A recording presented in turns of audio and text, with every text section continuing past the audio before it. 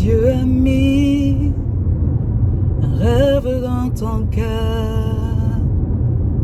Écris-le, garde-le comme un trésor. Quoi qu'on dise, protège la vision avec passion. Oh, car tu sais de tout ton être que ce rêve ne vient pas de toi, mais tu crois,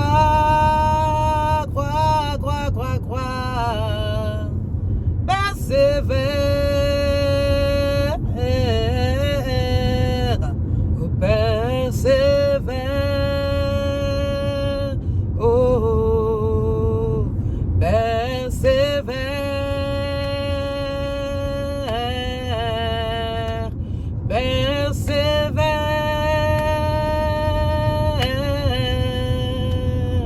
persévère, car sa parole, elle s'accomplira.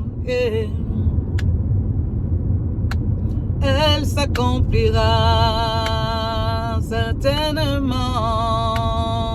Oh oui, elle s'accomplira. Alléluia. Bienvenue sur notre chaîne, encouragé pour être sauvé, encouragé pour être aimé, encouragé pour être fortifié. Mon ami, tu as besoin d'être fortifié ce matin parce que tu penses que ta vie ne vaut rien. Parce que tu penses que ta vie n'a pas de prix. Parce que tu penses que ta vie n'intéresse personne. Mon ami, loin de là. Loin de là. Ta vie compte. Ta vie est intéressante. Ta vie est merveilleuse. Donne-toi seulement la peine de reconsidérer tes voies. Reconsidère tes voies, remets toutes choses en ordre à sa place et tu verras comment ta vie est belle.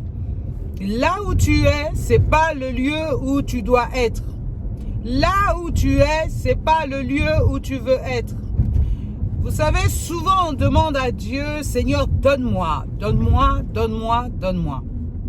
Le Seigneur, il connaît ton futur, il connaît ton passé, il connaît tout de toi.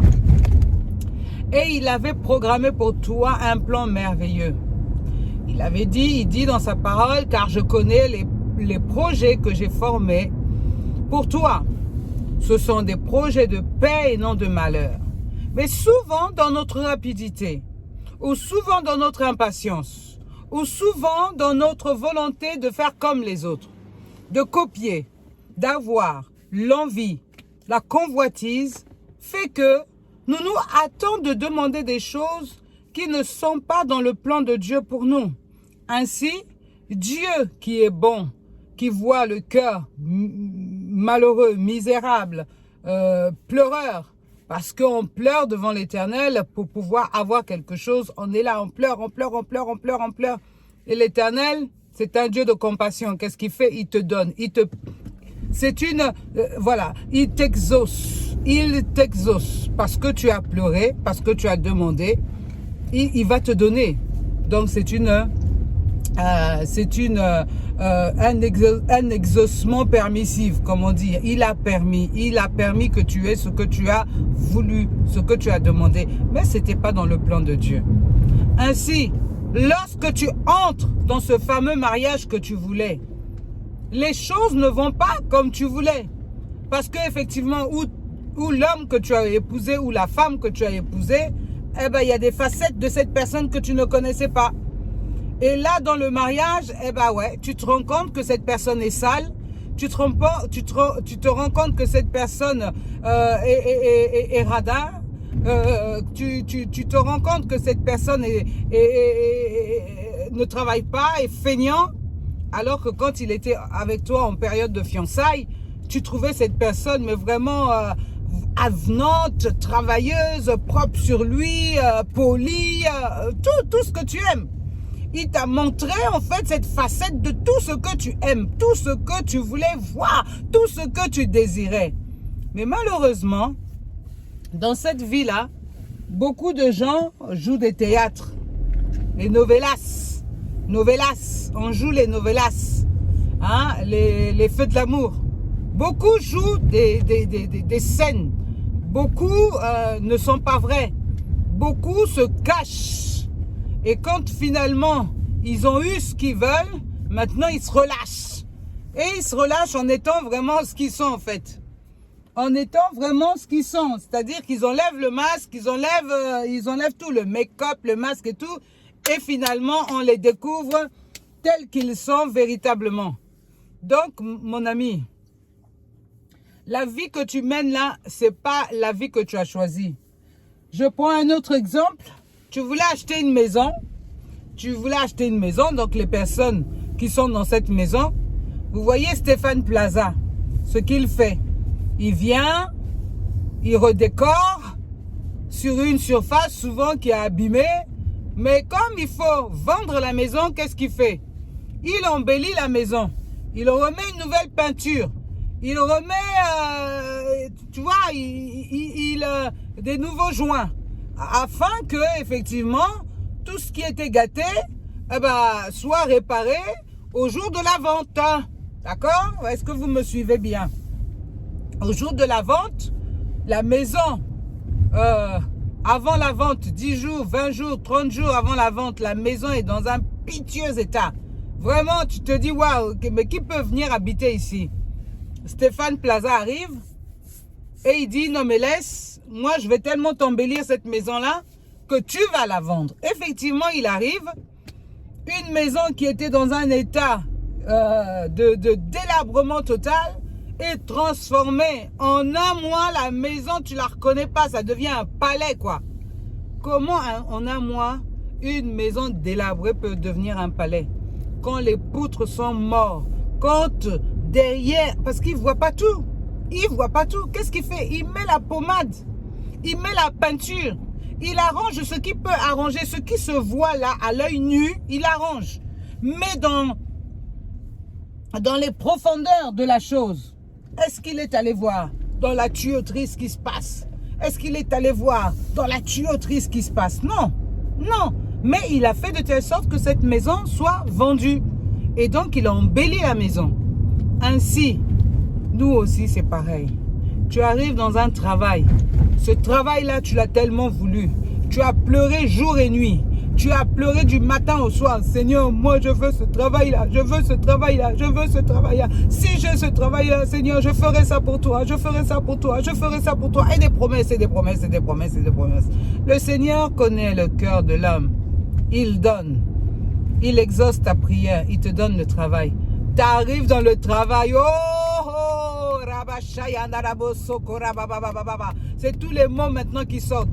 Oh Seigneur, pourquoi? Oh Seigneur, pourquoi? Oh Seigneur, pourquoi moi? Oh Seigneur, pourquoi ça? Oh Seigneur, pourquoi tu me fais ça? Pourquoi tu ne m'écoutes pas? Mes prières ne montent pas. Où sont mes...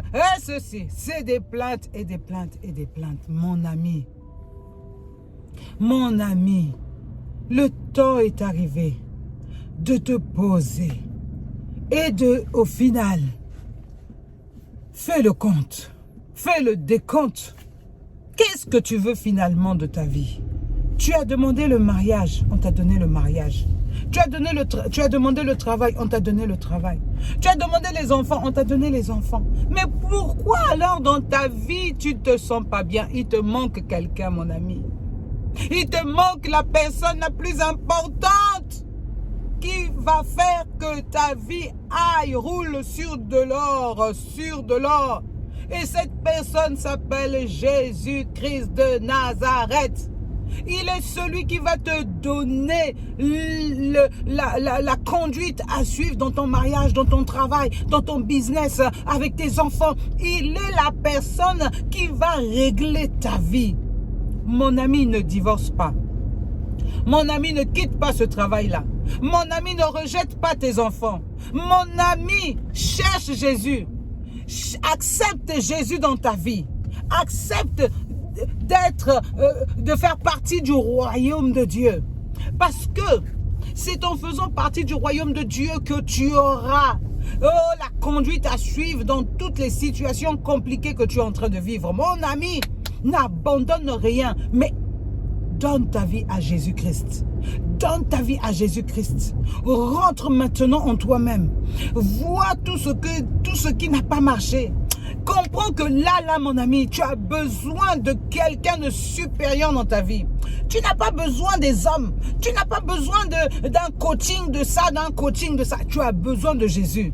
Tu n'as pas besoin d'être coaché pour ton mariage. Tu n'as pas besoin d'être coaché pour ton travail. Tu n'as pas besoin d'être coaché pour l'éducation de tes enfants. Tu as besoin de Jésus-Christ de Nazareth dans ta vie.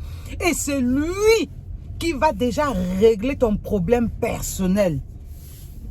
Jésus va d'abord régler ton problème personnel à toi d'abord. Mon ami, Jésus va rentrer dans ta vie. Jésus va rentrer, va nettoyer ta vie. Il va nettoyer ta vie, mon Dieu, parce que déjà toi-même, tu as un souci, un gros souci à régler. Jésus, lorsqu'il va venir dans ta vie, il va venir régler ton gros souci. Ta dépression, il va régler. Tu t'es négligé. Tu es affaibli psychologiquement. Tu es affaibli, tu t'es négligé. Mon ami, Jésus va venir te nettoyer. Jésus va venir redonner la confiance en toi. Tu avais une confiance, tu avais une prestance. Tout ça, tu as laissé. Tu es devenu agressif, tu es devenu colérique, tu es devenu méchante, tu es devenu tout ce qu'il ne faut pas devenir. Jésus va venir t'arranger ça, mon ami. Jésus va venir te nettoyer. Et lorsque Jésus arrange, il arrange à la perfection. Tu as besoin de rencontrer mon Seigneur. Tu as besoin de rencontrer mon Jésus. Tu as besoin de vivre avec mon Seigneur. Tu as besoin de vivre avec mon Jésus. Mon Jésus va te retaper. Mon Jésus va te retaper non pas seulement de l'extérieur, mais de l'intérieur. Mon Jésus ne va pas seulement te mettre la peinture extérieure. Il va t'arranger. Il va t'arranger à l'intérieur. Tout ce qui était mal en toi. Oh, si tu donnes ta vie à Jésus, si tu acceptes Jésus dans ta vie, si tu acceptes Jésus dans ta vie, mon ami, Jésus va rentrer en toi et il va venir te donner la paix que personne d'autre ne peut te donner. Il va te donner cette joie que personne d'autre ne peut te donner. Il va te donner, oh Rabashaya, tout ce que ton cœur désire. Mais accepte Jésus comme ton Seigneur et ton Sauveur. Mon ami, il n'y a pas 10 000 lieux. Il n'y a pas 10 000 chemins. C'est le chemin de la vérité, de la vie. Il s'appelle Jésus. Il y a un seul chemin que tu dois emprunter pour être bien. C'est ce chemin-là. Mais qui est Jésus? Ah, Jésus, c'est le prince de paix. C'est le prince de paix. C'est le prince de paix, mon ami. Tu as besoin de la paix. Viens, rencontre Jésus. Et tu vas me dire, mais Colette, comment on rencontre Jésus? Fais cette prière. Seigneur, je me suis trompée. J'ai couru plusieurs lièvres à la fois. Je pensais arriver par moi-même. Je reconnais que j'ai échoué dans tous les plans de ma vie. J'ai maintenant besoin de toi. Colette me parle de toi. Viens et visite ma vie. Viens et transforme-moi. Viens et prends-moi en charge. Parce que je sais que sans toi, si tu ne viens pas là, la minute, là, je suis perdue. J'ai des idées suicidaires. Je ne sais plus où je peux mettre la tête. Viens à mon secours, Jésus. Viens à mon secours. Je reconnais que j'ai besoin de toi. Je reconnais que j'ai besoin de toi. Tu es la personne dont j'ai besoin dans ma vie. Je me suis confiée en des hommes qui m'ont trahi. Maintenant, j'ai besoin de toi qui, je sais, ne me trahira jamais. Tu ne me trahiras jamais. Je sais que tu attends que je dise oui. Je dis oui, Seigneur. Viens à mon secours. Oui, Jésus. Viens à mon secours. Alléluia. Tu as fait cette prière, sache que Jésus n'est pas loin de toi. Sache que du jour, de la minute où tu fais cette prière, Jésus vient habiter en toi. Maintenant que Jésus habite en toi, je te recommande d'acheter une Bible. Achète une Bible, Louis II, ou français courant. Français courant, c'est facile à lire, c'est un français actuel. Achète la Bible, français courant. Tu ouvres, tu prends le nouveau, la version entière. Tu prends pas seulement le Nouveau Testament. Tu prends la Bible entière.